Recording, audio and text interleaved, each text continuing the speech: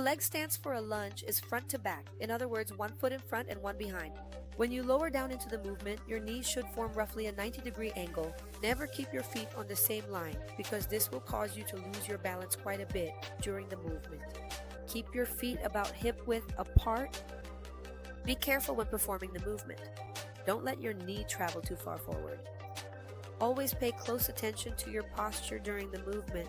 Keep your chest wide open, your shoulder blades engaged, and look straight ahead. Try to keep your abdomen contracted throughout the exercise and push all your force through your heel as you come up. Like this tip? Then go ahead and send it to that person who has a lot of trouble doing lunges, and don't forget to subscribe.